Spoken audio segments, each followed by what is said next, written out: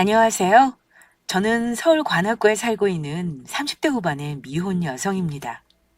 얼마 전 저는 30년 전에 잃어버렸던 여동생을 기적적으로 찾게 되었는데요. 아직도 그날의 일들을 생각하면 심장이 벌떡벌떡 합니다. 찾을 수 없을 거라 여겼던 여동생을 찾게 되어 기뻐서 그런 것도 사실이지만 제 동생을 찾게 된 이유가 정말 기구했거든요. 30년 전 제가 8살 때 잃어버렸던 동생을 찾게 된 것은 제가 예비신랑과 결혼을 약속하며 예비시댁에 인사를 갔을 때였습니다. 저희 소중한 동생이 그곳에서 식모 취급을 당하며 노예처럼 부려지고 있었던 것입니다. 아직도 그 생각을 하면 눈이 뒤집히는 것이 제 동생을 괴롭혔던 그것들을 어기적 씹어주고 싶은 심정입니다. 저는 젊은 시절 생활용품을 만드는 회사의 연구팀에서 연구원으로 근무하고 있었는데요. 제가 여러 아이디어로 낸 제품이 여러 번 히트하면서 능력을 인정받고 있었습니다. 그런데 어느 정도 연차가 쌓이자 제가 사장이 되어 제 이름을 걸고 직접 제 상품을 팔아보고 싶은 욕심이 생기더라고요. 저는 그렇게 회사를 나와 사업을 시작하게 되었고 여러 고생도 많았지만 악바리처럼 버티며 끈기 있게 노력한 결과 나름대로 성공을 거두며 탄탄대로를 걷게 되었죠. 그러다 보니 자연스레 연애니 결혼이니 부수적인 것들이 늦어지게 되었고요. 그러던 중 제가 사업을 시작한 초창기 때부터 친하게 지내던 거래처 사장님께 사람을 소개받게 되었고 처음 만난 순간부터 끌렸던 저희 두 사람은 자연스레 연인 사이로 발전하며 미래를 함께하기로 약속하게 되었습니다. 그이도 저처럼 생활용품을 만드는 회사를 운영하고 있었는데 그래서 그런지 서로 통하는 것도 많아 여러 사업적인 이야기도 나누며 힘든 부분을 서로 나눌 수 있다는 것이 참 좋았습니다. 그렇게 전 그이와 결혼을 약속한 후 자연스레 예비시댁에 인사를 드리러 가게 되었죠. 저는 부모님 두 분을 몇 년 전 떠나보내고 가족 없이 혼자인 상태였는데 그이는 오래전 아버지를 떠나보내고 홀 어머니와 결혼한 동생 부부와 함께 살고 있었습니다. 그이의 말로는 시동생도 예비신랑의 일을 도우며 그이의 회사에서 직원으로 일을 하고 있다고 하더라고요. 사실 전 시댁에 인사를 드리러 가기 전부터 기대하는 게 조금 있었습니다. 늘 저를 배려하고 살뜰히 챙겨주는 그이를 보면서 시댁 식구도 그이처럼 분명 좋은 사람들일 거라고 상상하고 있었거든요. 그런데 인사를 드리러 간 시댁의 이미지는 정말로 최악이었습니다. 저에겐 모두 친절한 시댁 식구들이었지만 예비 시동생과 결혼한 동서를 대하는 시댁 식구들의 모습이 매우 실망스러웠거든요. 애미야, 아직 상차리려면 멀었냐? 처음으로 네 시아주버니가 결혼할 여자라고 네 형님 될 사람을 데리고 왔는데 아직도 준비하지 못하고 뭐 하는 거니? 네, 어머니 죄송해요. 빨리 할게요. 아유, 맨날 속 터져 못 살겠네. 가진 것도 없는 고아를 데려다가 가족으로 받아주고 먹이고 입혀줬으면 그만한 노릇은 해야 되는데 뭐 하나 제대로 하는 게 있어야지. 여보, 형이랑 형수님 배고프시겠다. 엄마 말대로 빨리빨리 좀 준비하라고. 처음부터 나 쪽팔리게 만들 거야. 형수님은 잘 나가는 회사 사장님이라는데 당신은 집에서 놀면서 이런 것도 하나 제대로 못하고 정말 비교된다 비교돼. 아유, 밥만 축낼 줄 알지. 저 아무것도 제대로 할 줄 모르는 식충이를 어쩌면 좋니? 그런데 저로선 이해할 수 없는 동서를 막대하는 시댁 식구들의 행동은 밥 먹는 식사 시간에도 계속되었습니다. 동서가 밥을 먹지 않고 시댁 식구들의 수발을 들며 중간중간 설거지며 청소며 집안일을 계속하고 있는 것이었어요. 옛날 어른들의 말씀처럼 꼭 남의 집 식모살이 하는 사람처럼요. 예비시댁을 나온 저는 아무리 그래도 동서를 함부로 대하는 시댁 식구의 모습은 정말 아닌 것 같아 차로 저를 바래다주는 그 일을 향해 몇 마디 해주었습니다. 게다가 동서가 고아란 소리에 더욱 마음이 끌렸거든요. 30년 전 잃어버렸던 여동생이 떠올랐던 것입니다. 저희 부모님은 돌아가실 때까지 잃어버린 여동생을 걱정하며 그리워하셨습니다. 저 또한 단 한 번도 동생을 잊은 적이 없었고요. 걸음마를 시작할 때부터 저의 뒷공무니를 쫓아다니며 언제나 저를 따르던 사랑스럽고 예쁜 여동생이었으니까요.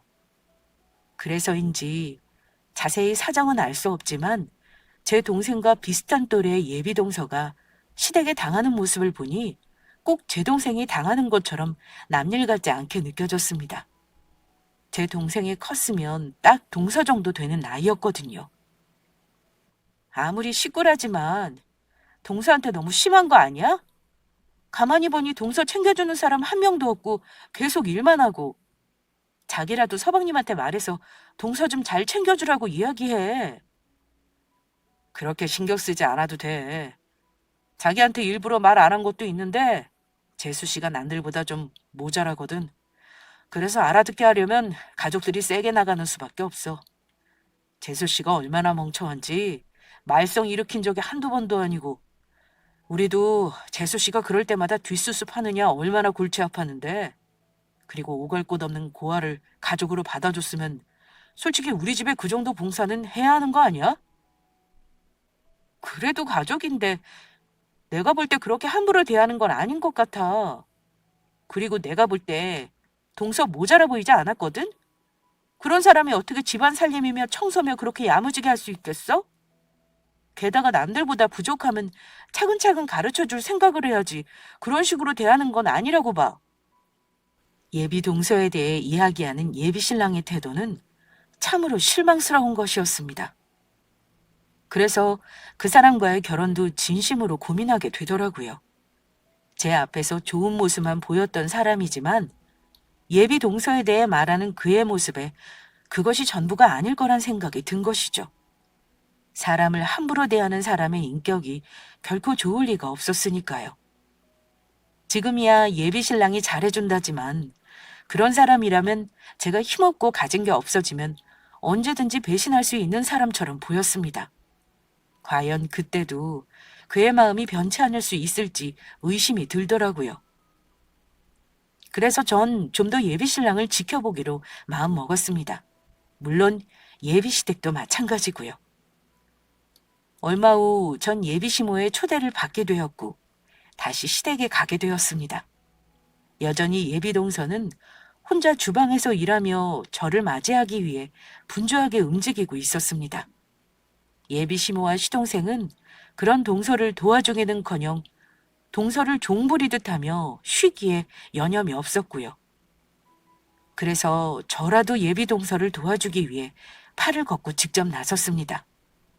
그럴 필요 없다면서 예비 시모며 신랑이며 시동생까지 나섰지만 제가 하고 싶어 하는 것이니 말리지 말아달라고 했죠.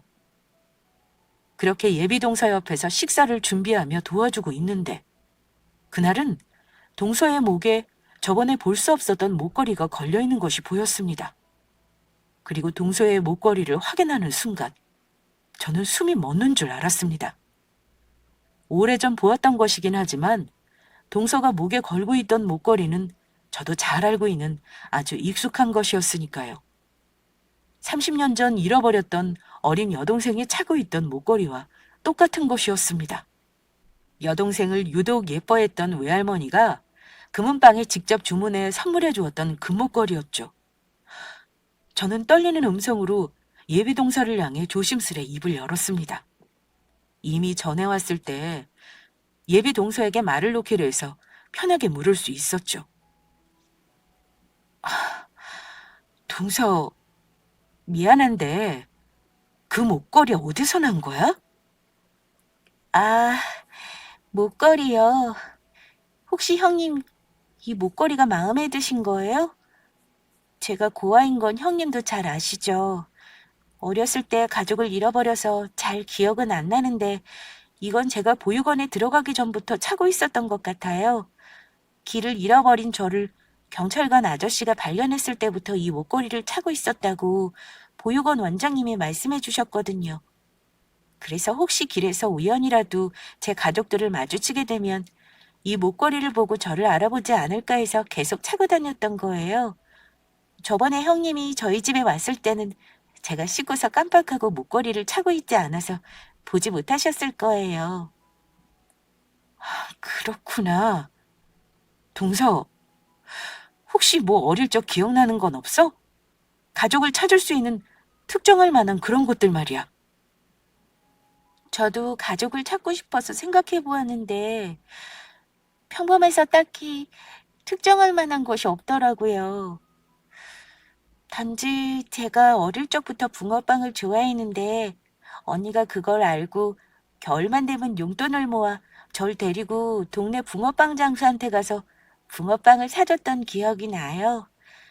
이상하게 아직도 그 기억만은 또렷하게 기억이 나더라고요. 저희 언니의 얼굴은 잘 기억은 안 나지만요.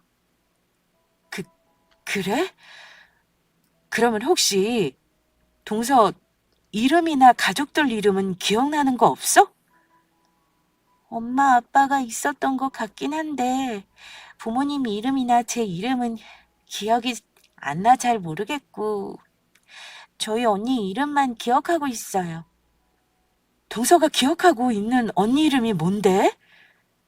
민수요. 형님 이름이랑 똑같은 민수였어요. 그래서 처음 형님 이름 듣고 얼마나 깜짝 놀랐는지 몰라요. 정말 신기하죠. 동서의 말을 듣고 저는 그만 그 자리에 주저앉을 뻔했습니다. 아무리 생각해도 그녀는 제 동생이 확실해 보였으니까요. 어릴 적부터 동생은 저를 잘 따랐었는데 그런 동생이 예뻐 겨울마다 부모님이 주신 용돈을 모아 동생에게 붕어빵을 사주었었거든요. 그런데 동생도 그걸 잊지 않고 기억하고 있었던 것입니다. 순간 잃어버린 동생을 찾겠다며 백방으로 뛰어다니며 갖은 애를 쓰셨던 돌아가신 부모님의 얼굴이 떠올랐습니다. 동생을 찾기 위해 별의별 수를 다 쓰며 나중엔 경찰청 실종자 가족 지원센터에 유전자 등록까지 했었는데 그런 동생을 예기치 못한 곳에서 너무도 쉽게 찾게 된 것입니다. 하지만 좀 더 모든 것이 확실해질 때까지 지켜보기로 했습니다. 섣부르게 행동했다. 만약 동서가 저희 동생이 아닐 경우 또다시 상처를 줄 수 있는 일이었으니까요. 일단 전 떨리는 마음을 진정시키기로 했죠. 그런 와중에 동서를 향한 예비시모의 괴롭힘은 계속되었고 예비시모가 저희 동생일지도 모르는 사람을 괴롭힌다고 생각하자 욱하는 마음이 들더라고요. 그리고 그날 저는 저의 억장이 무너지는 광경을 우연히 목격하게 되었습니다. 예비 동서를 도와 음식을 준비하던 중 간장이 떨어진 사실을 알고 바쁜 예비 동서를 대신해 제가 밖으로 나가 간장을 사오던 참이었습니다. 그런데 예비 시댁을 들어선 순간 믿지 못할 광경이 눈앞에 펼쳐진 것입니다. 야, 네가 뭔데 우리 안사람들 사람한테 간장을 사오라 말아야? 그 사람이 어떤 사람인데? 잘 나가는 회사 사장님이라고. 능력 없어서 우리 집에 빌붙어 사는 너랑은 다른 사람이라고. 네가 정신이 있니 없니? 만약 저래서 기분 나쁘다고 새아가가 우리 용석이랑 결혼 안 하겠다고 하면 네가 책임질 거야? 아무리 부모 없이 자라서 못 배워도 그렇지. 왜 이렇게 늘 모자란 짓거리만 하는 건지. 너 정말 지능에 문제 있는 거 아니니? 병원 가서 검사 좀 해봐라. 당신 또 문제 일으킨 거야? 제발 정신 좀 차려. 언제까지 이렇게 집안에 분란만 일으킬 건데. 아, 이젠 정말 지친다 지쳐. 단지 제가 바쁜 동서를 대신해 간장을 사러 갔다는 이유로 아무 잘못도 없는 동서에게 트집을 잡아 예비시댁 식구들 모두가 그녀를 괴롭히고 있었던 것입니다. 게다가 제 앞에서는 그렇게 다정하게 굴던 예비신랑까지 동서를 인간 이하 취급하며 막대하고 있었습니다. 제가 볼 때 예비시댁 식구들 모두 아무 잘못도 없는 동서를 괴롭히며 그녀를 자신들의 화풀이 대상처럼 여기는 듯 보였습니다. 그런데도 동서는 제대로 맞서지도 못한 채 그대로 당하고 있더라고요. 죄송해요. 제가 사오려고 했는데 형님이 바람도 쐴 겸 사다 주신다고 해서 말리지를 못했어요. 닥치고 다음부터 그 사람한테 그런 허드렛 일 시켰다간 아주 국물도 없을 줄 알아. 이 집안이 누구 때문에 먹고 사는데? 다 내가 사업해서 돈 벌어와서 그런 거 아니냐고. 그러면 그런 나랑 결혼할 사람한테 알아서 기여할 거 아니야? 결혼하면 그 사람도 이 집안 먹여 살리게 될 텐데 이게 도대체 무슨 짓이냐고? 처음부터 저런 거랑은 우리 둘째랑 결혼시키는 것이 아니었다. 제대로 할 줄 아는 것도 없는 데다 애도 못 낳는 것이 어떻게 결혼한 지 7년이 넘었는데도 아이가 안 생기니? 너 정말 문제 있는 거 아니니? 머리도 모자라. 무슨 문제가 있는지도 아이도 못 낳아. 아유, 골치 아파. 둘째야, 지금이라도 너희 이혼 생각해봐야 하는 거 아니니? 새아가랑 비교해도 얼마나 차이가 나는지. 너는 왜 네 형처럼 제대로 된 며느리를 데려오지 못한 거냐? 네 형처럼 확실히 돈이 되는 걸 데리고 왔어야지. 당신 우리 엄마 말 잘 들었지? 앞으로는 제대로 하는 게 좋을 거야. 안 그러면 당장 이혼해버릴 테니까. 아주 이 집안에서 내쫓아버릴 줄 알아. 네가 친정 있을 형제자매가 있어. 너 여기서 나가라면 구하라 갈 곳도 없잖아.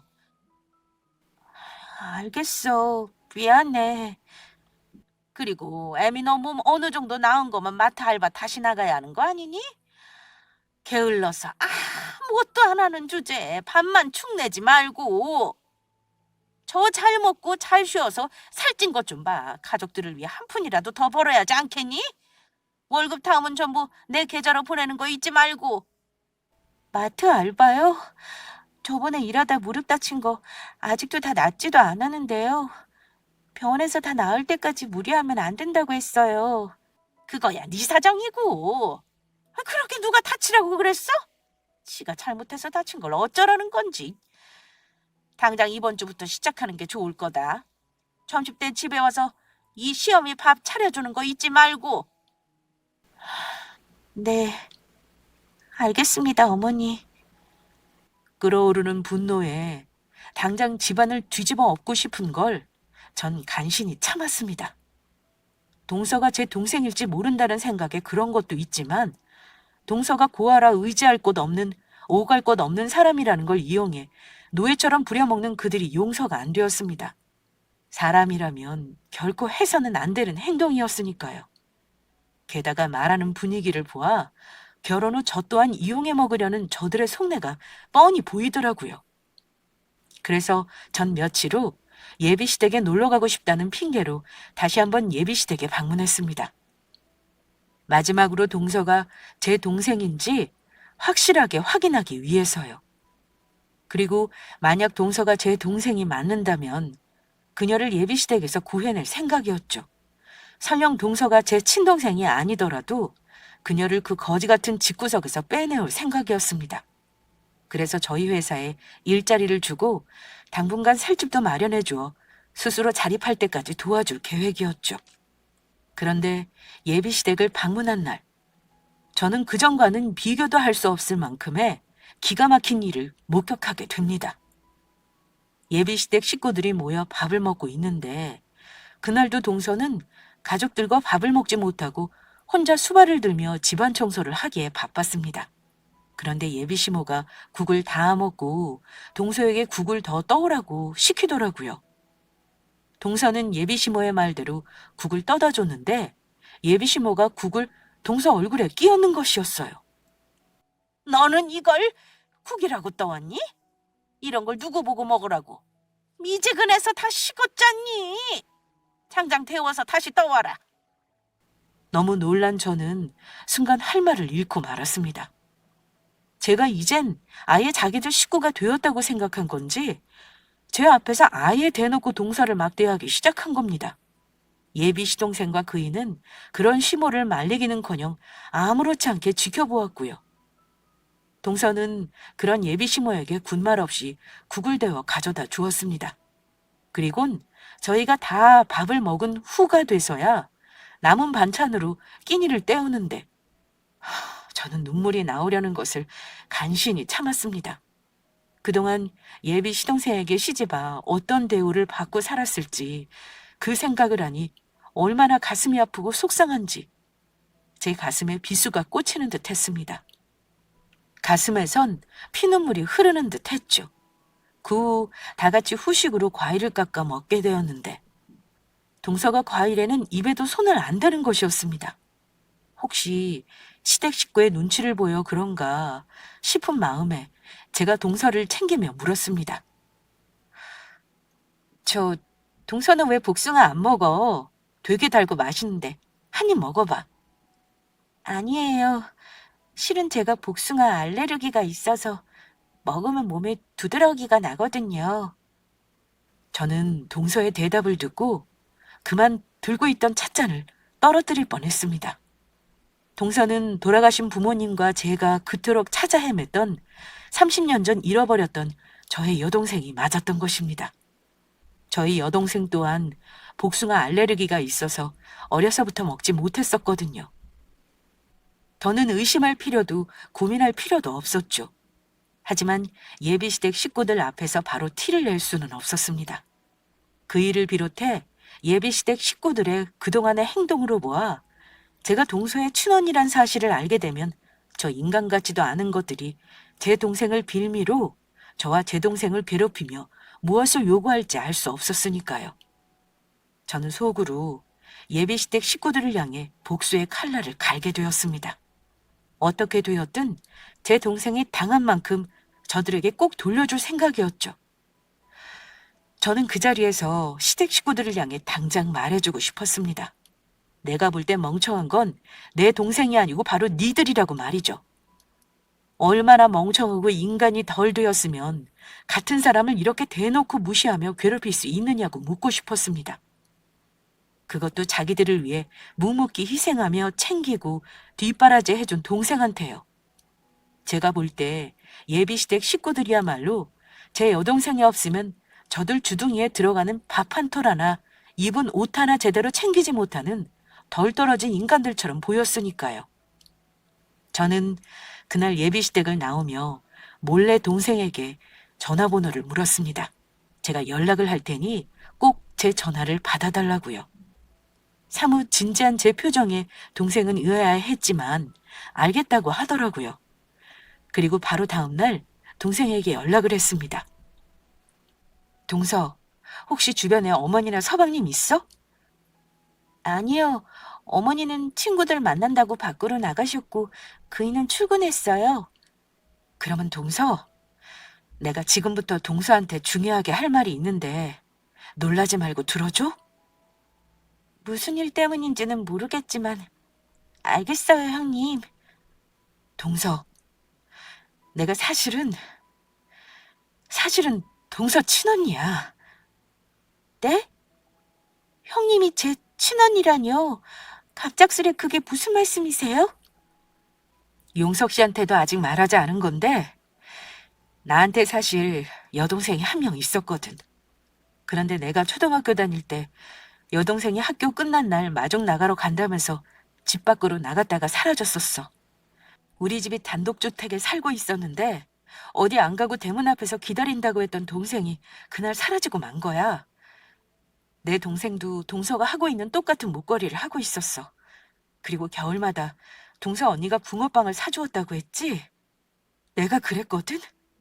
내가 동생이 붕어빵 좋아하는 거 알아서 겨울마다 부모님 용돈 주신 거 모아서 종종 사주곤 했었어. 그리고 내 동생도 복숭아 알레르기가 있었고. 민정아, 모르겠어? 내가 바로 네 언니야. 겨울이면 네 손 꼭 잡고 붕어빵 사러 갔던 바로 네 언니라고, 민수 언니. 민수 언니? 정말로 민수 언니야? 언니가 내 언니 맞아? 내 이름이 민정이고? 그래, 민정아. 내가 바로 네 언니야, 민정아. 언니. 한동안 저희 두 사람은 아무 말도 못한 채 핸드폰을 붙잡고 울기만 했습니다. 그리고 그간의 이야기들을 해주었습니다. 혹시 동생이 오해하고 있을까봐 동생을 버린 게 아닌 잃어버린 거라 몇 번이나 설명해 주었습니다. 그런 동생을 찾기 위해 가족들이 얼마나 열심히 노력했는지도요. 동생에게 어쩔 수 없이 돌아가신 부모님 이야기도 해줘야 했는데 동생은 많이 아쉬워했지만 생각보다 덤덤하게 잘 받아들이는 것 같았습니다. 지금이라도 자기가 누구인지 또 부모님이 누구인지 알게 되고 언니인 저를 찾아 감사하게 생각하는 듯 했습니다. 그리고 저희는 서로 떨어져 사는 동안 어떻게 살아왔던 것인지 그간 풀지 못했던 이야기도 나누었습니다. 그 후 동생이 알바로 나가게 된 마트를 쉬는 날, 밖에서 따로 만날 약속을 잡았습니다. 제가 동생의 친언니란 것과 이 모든 사실을 예비시댁 식구들에게 비밀로 하라고 신신당부하면서요. 그리고 마침내 저희 집에서 동생과 만날 수 있었습니다. 단둘이 편하게 이야기할 곳은 저희 집밖에 없는 데다 동생이 혹시 찾아올까 저희 가족은 이사를 하지 않고 동생과 살던 집에서 쭉 살고 있었거든요. 비록 지금은 부모님이 안 계시지만 동생이 살던 집이 어떤 곳인지 직접 보여주고 싶었습니다. 동생을 잃어버리고 변하지 않고 그대로인 여동생의 방까지도요. 살아있을 거라 믿고 있었지만 다 큰 동생이 찾아와 부모님이 지내던 안방이며 자기 방이며 이것저것을 둘러보는데 정말 감회가 새롭더라고요.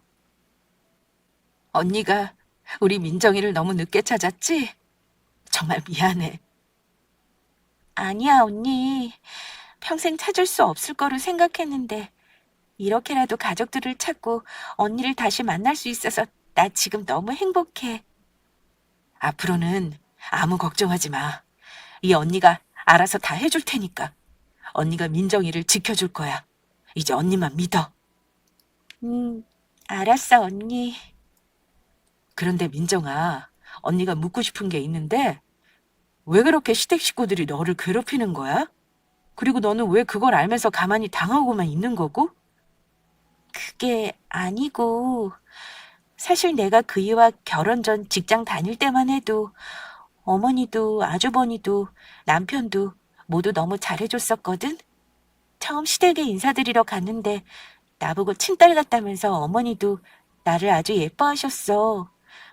그래서 아무 의심 없이 그이랑 결혼한 거고 사실 내가 고아라는 것 때문에 흠잡히기 싫어서 그동안 일하면서 모아두었던 돈 전부 예단이며 혼수며 열심히 해갔었거든. 그랬더니 남편이며 시댁 식구며 모두 좋아하더라고.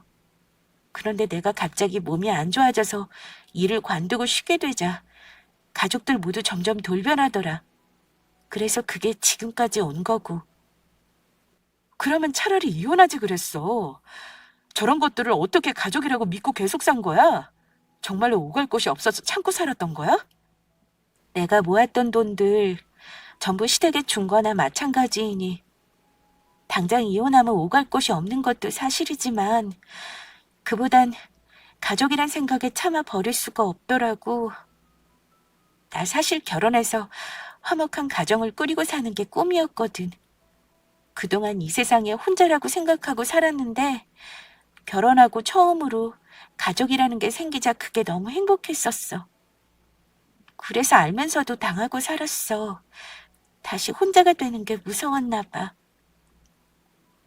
동생의 말을 듣자 더욱 안쓰러운 생각이었습니다. 왜냐하면 동생의 시댁에 그렇게 당하면서 참고 살 수밖에 없었는지 그 마음이 이해가 되었거든요. 어릴 적 가족과 헤어져 혼자 살았으니 그 외로움이야 말로 표현할 수 없는 것이었을 테니까요. 게다가 자신이 누구인지 부모가 누구인지도 모른 채 살아간다는 것 자체가 많이 무섭고 두려웠을 거란 생각이었습니다. 그래서 그런 모진구박을 받으면서도 시댁 식구를 버리지 못하고 살았던 것일 테니까요. 저는 처음으로 그날 동생에게 따뜻한 밥을 해먹이며 오순도순 여러 이야기를 주고받았습니다. 어느덧 아쉬운 작별의 시간이 다가오고 저는 집으로 돌아가려는 동생을 붙잡고 아주 중요한 내용이 될 말을 꺼냈습니다. 민정아, 너 그 집에서 나오자. 앞으로는 언니가 민정이 인생 책임져 줄게. 언니, 그게 무슨 말이야? 너 아직 서방님 사이에 아이도 없고 너 진짜 가족 여기 있잖아. 바로 네 언니인 나 말이야. 그러니까 너 그만 그 쓰레기 같은 시댁에서 나오라고. 언니가 도와줄게. 앞으로는 언니랑 살자. 다른 사람 집 말고 바로 우리가 함께 살던 여기 우리 집에서. 언니 성공해서 돈도 많이 벌었고 우리 동생 하나쯤은 먹여 살릴 능력 돼. 부모님이 네 앞으로 남기신 재산도 있어.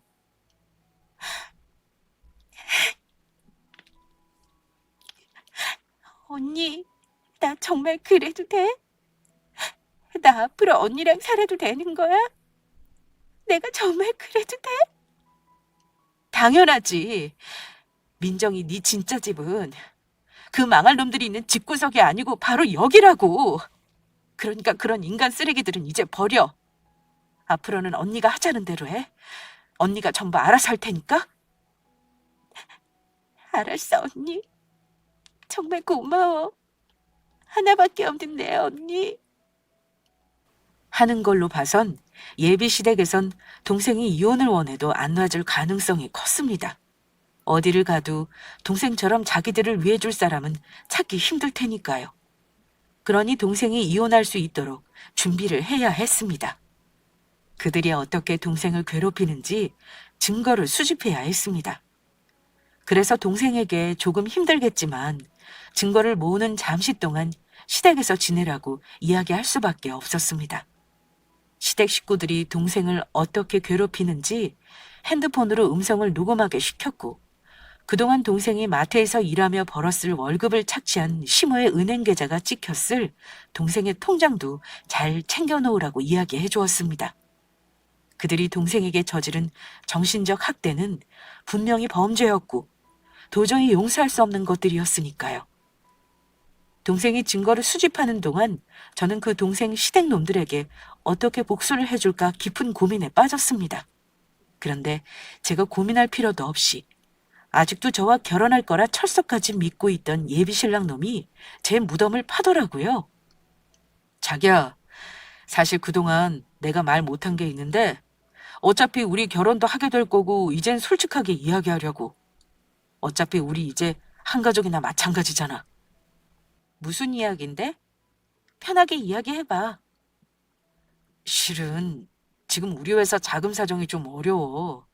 이번 달까지는 어떻게든 직원들 월급을 주긴 했는데 다음 달부터는 어떻게 해야 할지 너무 막막해서 이러다간 힘들게 키워놓은 회사가 망하는 건 아닌지 모르겠어.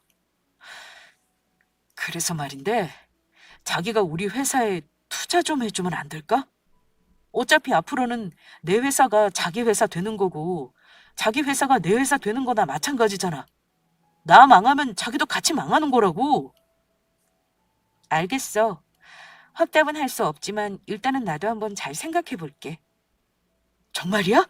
정말로 우리 회사 투자하는 거 생각해 보는 거지? 고마워, 자기야.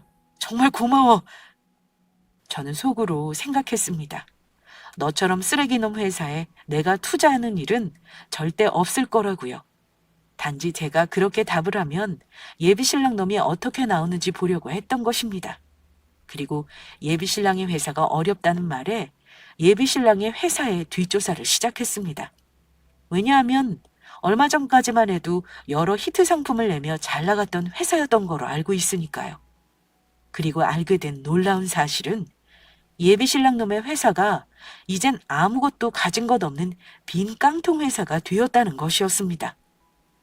몇 가지 히트 상품을 내며 회사 매출이 오르자 예비신랑 놈이 그 후 몇 가지 신제품을 내놓았는데 내놓은 것들마다 줄줄이 말아먹었던 모양입니다.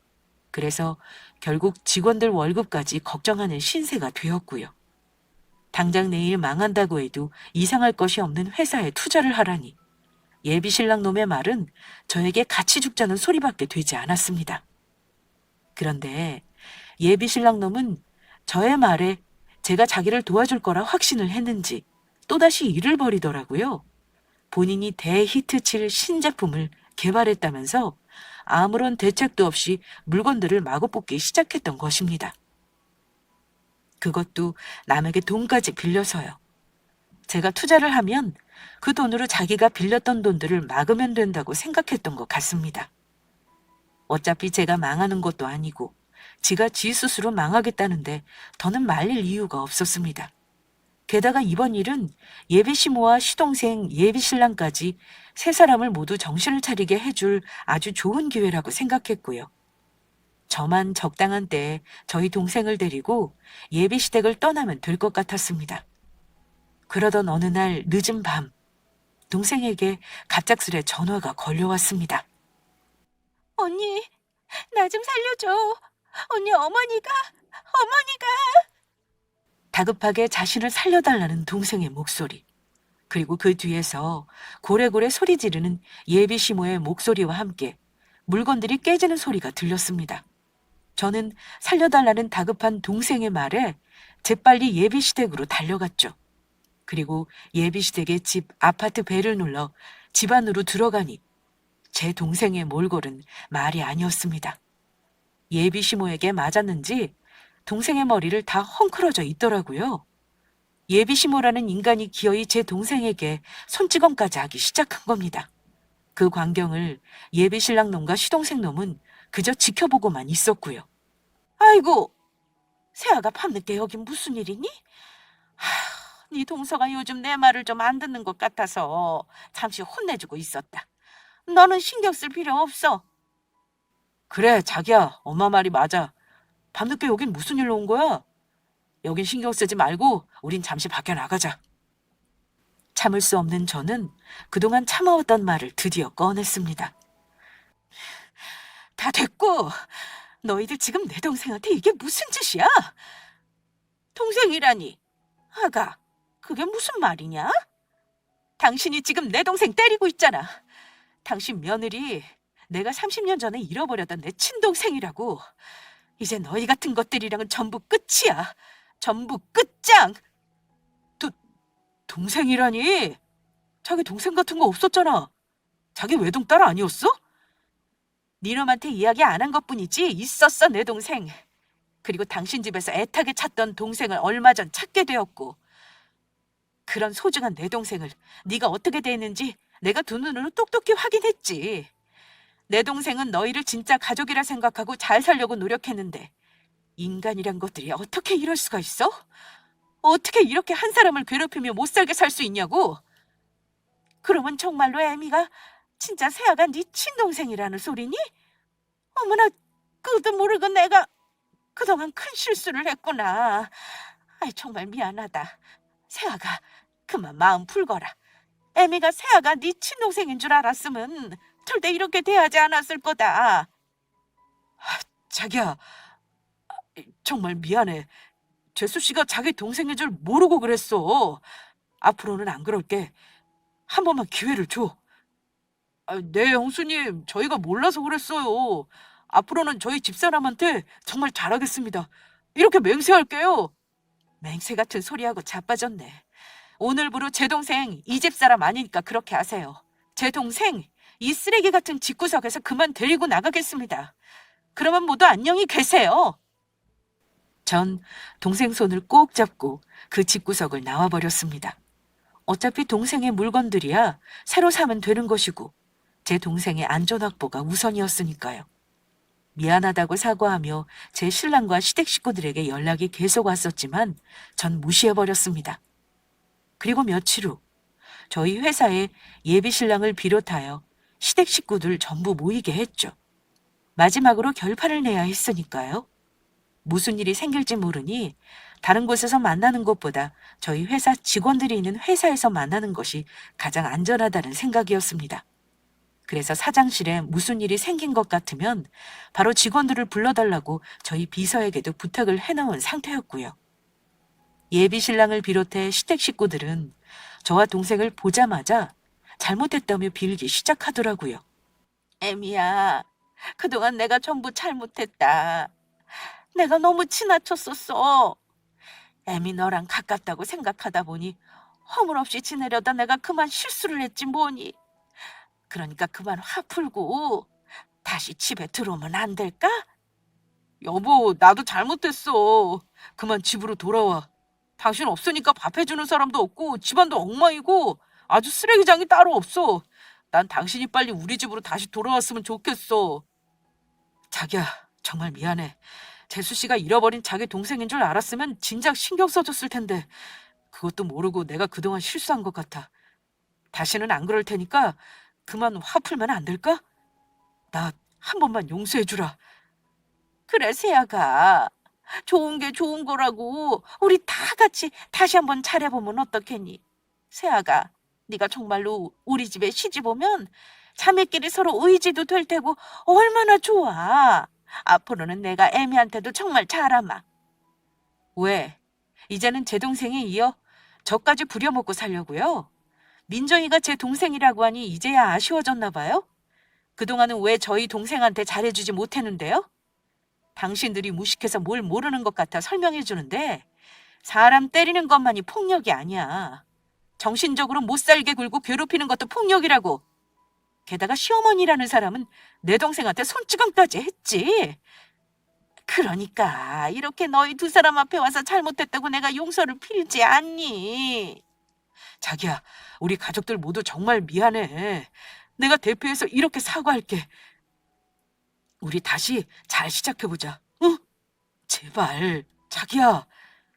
안 그래도 나도 다시 시작하려고 했어. 처음부터 제대로 다시. 그게 정말이야? 우리 정말 다시 시작하는 거야? 우리 가족들한테 다시 한번 기회 주는 거냐고. 자기야, 정말 고마워. 앞으로는 내가 정말 잘할게. 세아가 정말 고맙다. 형수님, 고맙습니다. 아니. 내 말을 잘 못 알아들었나 본데 거지 같은 당신들 빼고 앞으로 내 동생이랑 나랑 다시 잘 시작해보겠다는 이야기야. 그래서 하는 말인데 우리 결혼도 없었던 걸로 하자. 네 놈이 내 동생한테 행동하는 거 보니까 너 같은 놈이랑 결혼했다가는 아주 내 인생까지 망치게 생겼어. 그러니까 내가 당신 회사에 투자해줄 일은 영원히 없을 거란 소리지. 그리고 내 하나뿐인 동생은 당신 동생 놈이랑 이혼시킬 테니까 그렇게 알고. 안 돼, 자기야. 그럴 순 없어. 이제 와서 자기가 나 버리면 나는 끝장이라고. 자기만 믿고 일 벌려놨는데 자기가 나 안 도와주면 우리 회사 망한다고. 그러면 가족들은 뭘 먹고 살라고? 여기저기 빌린 그 많은 돈을 나보고 어떻게 갚으라고? 그거야 네 놈 사정이고. 네 놈은 내 동생 괴롭힐 때 내 동생 사정 봐주면서 괴롭혔니? 당신들 내 동생 보고 모자라다고 했지? 그러는 당신들이야말로 얼마나 모자라면 같은 사람을 무시하고 괴롭힐 생각을 할 수 있는 거야? 내 동생 없으면 밥 하나 할 줄 모르는 덜 떨어진 인간들이? 세아가, 내가 잘못했다. 그동안의 정을 봐서라도 다시 한번 생각해 주거라. 형수님, 이혼이라뇨. 절대 안 됩니다. 저 집사람 없으면 못 살아요. 우리 집사람 제가 아직 많이 사랑한다고요. 사랑 같은 소리하고 자빠졌네. 사랑한다는 놈이 너 하나 믿고 시집온 내 동생이 네 엄마랑 네 놈 형한테 괴롭힘 당할 때 지켜만 보고 있었냐? 아니지. 내 놈도 같이 괴롭혔지.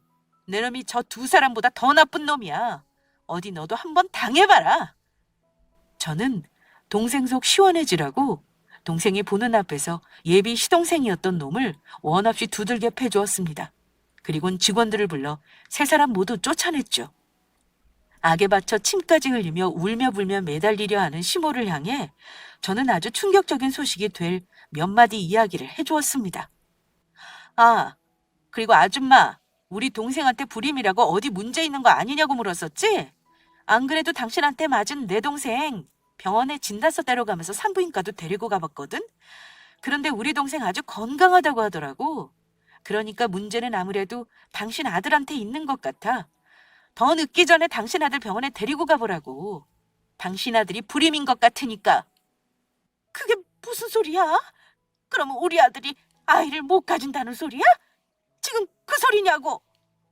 제 말에 적잖이 충격을 받았는지 예비 시모와 시동생은 정신이 나간 듯 보였습니다. 저야 아이를 못 가져도 부부끼리 행복하게 살면 상관없다고 생각하는 사람이지만 예비 시모와 시동생에게는 꽤나 절망적인 소리였나 봅니다. 그 와중에 예비 신랑이었던 놈은 저를 붙잡으려 애를 썼고요. 전부 소용없는 일이었지만요. 그 후 저는 동생과 예비 시동생 놈을 이혼시켰고 예비 시모와 시동생에게 제 동생을 괴롭힌 것에 대한 위조료까지 전부 받아냈습니다. 중간에 제가 자기 아들을 때렸다며 예비 시모가 저를 고소할 거라고 하기에 얼마든지 해보라고 했죠. 저도 당신이 내 동생 때린 거 고소할 거라고 맞받아치면서요. 동생은 제가 자기 남편을 때려준 것을 보니 그동안 억울했던 마음이 풀리면서 아주 속 시원했다고 하더라고요. 그리고 결국 예비신랑의 회사는 망하게 되었습니다. 저를 이용해 무턱대고 일을 벌리려 하다가 스스로 망하게 된 것이죠. 들리는 소문에 의하면 예비신랑 가족들 모두 거리에 나앉게 되었다고 하더라고요. 빚진 곳이 한두 곳이 아니었는지 빚쟁이들에게 시달리며 고생이 이만저만이 아니라고 합니다. 그리고 얼마 지나지 않아 예비 시동생이 저희 동생을 포기 못하고 다시 찾아온 적이 있었는데 저희 동생은 그런 예비 시동생을 향해 뺨을 한 대 날려주었다고 합니다. 저와 살며 진짜 가정이 어떤 건지 알게 되었고 그래서 더욱 시댁 식구며 전 남편을 용서할 수 없게 되었다고 하네요. 모든 일을 해결하고 전 동생을 데리고 부모님 산소에 찾아갔습니다. 동생은 한동안 부모님 산소 앞에 앉아 서럽게 울더라고요. 저는 그런 동생을 다독이며 위로해 주었습니다. 그리고 얼마 전 동생 고집에 우리 두 사람은 유전자 검사를 하게 되었습니다. 저는 할 필요가 없다고 했지만 혹시 모르니 확실히 해둬야 한다고 동생이 말하더라고요. 그런데 역시 제 친동생이 맞더라고요. 그리고 현재 동생은 늦가기 공부를 시작했습니다. 고아로 홀로 살아왔으니 형편 때문에 대학에 가고 싶어도 갈 수가 없었나 봅니다. 그래서 제가 얼마든지 지원해 줄 테니 다시 공부를 시작해 보라고 했죠. 동생은 사회복지사가 되어 자기처럼 부모 없이 자란 아이들에게 조금이라도 힘이 되어주고 싶다고 하더라고요. 돌아가신 부모님을 대신해 동생의 꿈을 열심히 응원해 주려 합니다. 그리고 저의 소식이 궁금해하실 분들이 계실지 몰라 말씀드리자면 저도 아주 잘 지내는 중입니다. 부모님에게도 들어본 적 없는 잔소리를 동생에게 들으면서요. 사업을 하려면 건강을 잘 챙겨야 한다며 동생의 잔소리가 이만저만이 아니거든요. 그래도 부모님이 돌아가시고 지금만큼 행복했던 때는 없었던 것 같습니다. 동생을 찾아 이제는 하늘에서 마음 놓고 편히 쉬고 계실 부모님 생각에 마음이 놓이기도 하고요. 앞으로도 저희 두 자매 서로에게 의지하며 열심히 살아보려 합니다. 썰TV 구독자 여러분의 많은 응원 부탁드립니다. 감사합니다.